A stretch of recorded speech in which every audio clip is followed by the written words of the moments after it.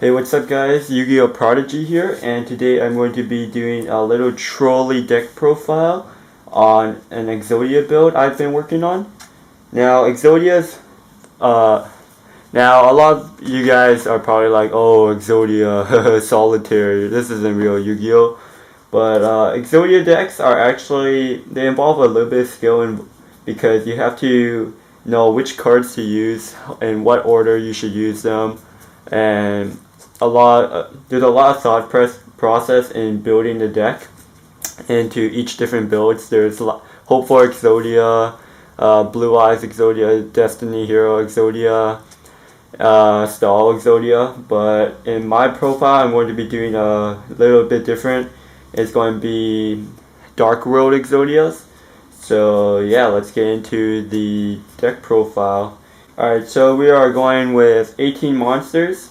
That is 5 pieces of Exodia, because it wouldn't be an Exodia deck if you didn't have Exodia. So you got the five limbs. Then we play triple Grapha, because we are playing the Darkworld variant, and he's a level 8 for your trade-ins. Then we play triple Snow. I'll get into detail on how to play this deck later on, but ideally you want to use your 3 snows to thin out your deck. Just keep searching out the snows, and for the last one, search out like a Darkworld Dealings, a Grapha, or a Brow, depending on what you need. Then we play the triple Brow because he is your draw power. And then we play 2 Battle Faders, just in case you don't draw Exodia in one turn. This deck can get an FTK about half the times, but 50% of the time. But if you can't do it, then Battle Fader is just your little protection. Then we play 1 magical library because everything else besides monsters are spell cards. I don't want to run 2 or 3 because I find more than 1 is too cloggy and the other 2 are dead. And I'd rather have a spell card instead of the 2nd or 3rd Royal Magical Library. So I just played a 1. You want to have him really early on in the game. If you have him later on or in the middle of your plays, then he's kind of pointless. So that's why I just have him at 1. You either draw him or you don't. And then we play 1 Blue Eyes Toon Dragon because we play the Toon Tables and helps thin out your deck, and he's still level 8. So those are your monsters. Alright, so let's get into the fun part of the deck, the spells. There's no traps or anything, only spells and monsters, and I had 18 monsters, so 22 spell cards. So we play triple Gates of Darkworld. I only have 2 ultra rares, unfortunately. Basically, it's the field spell, helps you keep moving on with your plays, help you get pluses off your Darkworld effects. Then you play triple trade-ins, of course, because you play 4 level 8s, so you have enough targets to have all trade-ins live, and then you have 1 extra for a lure or something. Then we play Toon Table of Contents, 3 of them. You have to play 3, helps thin out your deck, but takes away 4 cards from your deck because of the 3 Toon Tables and then the Blue Eyes Toon Dragon. Then we play triple Darkworld Dealings. He helps you plus off your Darkworld effects. Most of the time you would want to discard your Snow or your Brow, but if you're really desperate, then you might have to discard either like a dead Toon Table or dead Terraforming or any dead cards you have. But then if you do that, you will be minusing yourself. Then we play 3 Upstart Goblins because you don't care about life points, you just helps thin out your deck. It's just a 1-for-1 card. Then we play 2 Terraformings. This helps you search out your gates. You don't want to run 3 because I find that because you're drawing so much, you'll probably draw into a gates anyways. So having 3, I find 90% of the time the 3rd one's dead. So having 2 is a good number. Then we play 2 Magical Mallets because 2 is a good number. It helps you recycle dead cards in your hand and help get a fresh new hand. So like if you have a lot of Exodia pieces and you don't want that, then you could put them all back in your deck and then redraw and hopefully get some better cards. Then for the 1-ups, we play 1 pause duality. If you have more than one, because you're going to use pause duality once per turn, there's no point in having more than one, especially if you want to get an FTK. Then we play 1 Day of Peace, because it's a mandatory card in Exodia builds. Basically, if you run into this, you draw 1, and then you can end your turn right there because you can't lose after that. Or you could keep going, but normally if you have a risky situation but you have 1 Day of Peace, you just use that, then you end your turn, then you could stall it out a little bit.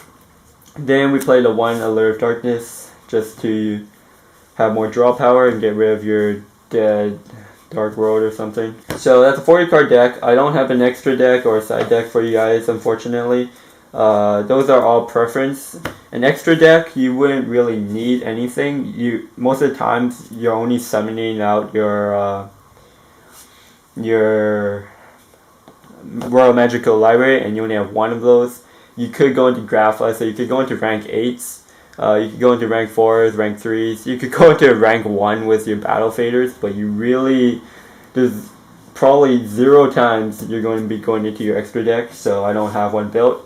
And side deck is all preference. If I would recommend stuff, I would recommend like MSTs or Maxis or something like that, but it's really up to you. Alright guys, so now that you saw the deck, I'm going to show you an example of how this deck would run, what you would do in situations, and how to maximize every card in your deck. So yeah, so let's say you go first. You start off with 6 cards. You're starting 5, then you draw 1. Whenever you have a searching card in your hand, always use the searching cards first. So you could either use Terraforming or Toon Table. So activate Toon Tables. Now the reason why you want to do this is because you don't want to use a drawing card and draw like another Toon Tables, because that would just make some cards dead. So you want to use the searching cards first. And add the Blue Eyes last. So you activate the 3, add Blue Eyes to your hand. Then you play Terraforming to search out your gates.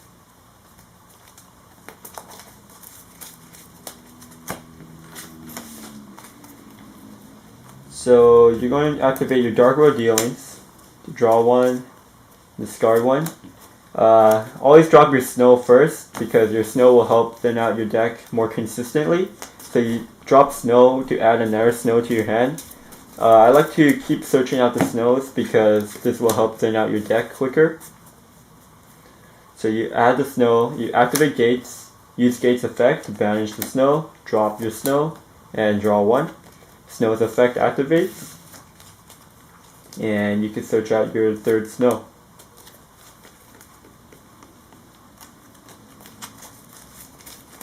Now, this is situational. You don't always have to search out your snows. In this case, you could search out, if you had a trade-in, you could search out Grapha or search out another brow, depending on what you need. But if you don't really need anything, then just search out the last snow. Then you could play Alert Dark. I would actually, yeah, I'll activate the second gates. Use the second gates effect to banish snow. Drop your snow, then draw 1. Snow's effect. You drew Royal Magical Library. So what you want to add is a Darkworld Dealings.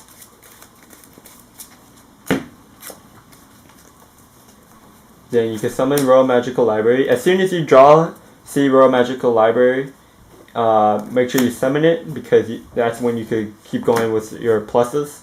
So summon it, play Darkworld Dealings, add 1 counter, draw 1, discard 1, you drop Browse, his effect activates, so you draw another 1. Then you play Upstart Goblin, draw 1, 2 counters, second Upstart, draw 1, get the 3rd counter. As soon as you get 3 counters, make sure you use your Royal Magical Library's effect to draw 1. Then you can play 1 Day of Peace, draw 1, get that 1 counter. Now you could either play your 3rd gates or your Allure, but because Grappa, you don't plus off your Gates effect, so I would play Allure first, draw 2, second counter, and banish your Grappa. Then you could play your third Gates, you get your third counter, use the third counter's effect, draw 1, activate Gates effect,